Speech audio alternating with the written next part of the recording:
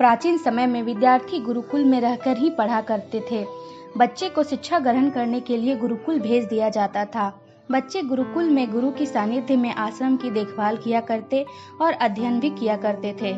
वरदराज को भी सभी की तरह गुरुकुल भेज दिया गया।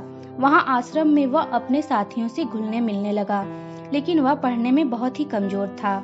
गुरुजी की कोई भी बात उसके समझ में कम आती थी।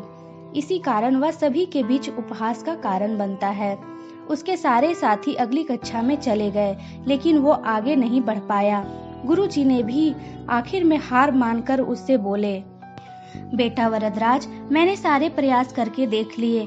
अब यही उचित होगा कि तुम यहाँ से अपना समय बर्बाद मत करो और अपने घर लौट जाओ और वहाँ घर वालों के काम में मदद करो। वरदराज ने भी सोचा, शायद विद्या मेरी किस्मत में नहीं है, और भारी मन से गुरुकुल से घर के लिए निकल गया। दोपहर का समय था। रास्ते में उसे प्यास लगने लगी। इधर उधर देखने पर उसने पाया कि थोड़ी दूर पर ही कुछ महिलाएं कुएं से पानी भर रही थी। वह कुएं के पास गया। वहां पत्थरों पर रस्सी के आने जाने से निशान बने हुए थे। तो उसने महिलाओं से पूछा, यह निशान आपने कैसे बनाए? तो एक महिला ने जवाब दिया, बेटे, यह निशान हमने नहीं बनाए। यह तो पानी खींचते समय इस कोमल रस्सी के बार बार आने जाने से ठोस पत्थर पर भी ऐसे निशान बन गए। वरदराज सोच में पड़ गया। उसने विचार किया कि जब एक कोमल रस्सी के बार बार आने जाने से एक ठोस पत्थर पर गहरे निशान बन सकते हैं, तो निरंतर अभ्यास करने से विद्या ग्रहण क्यों नहीं कर सकते। वरदराज ढेर सारे उत्साह के साथ गुरुकुल वापस आ गया और अथक कड़ी मेहनत की।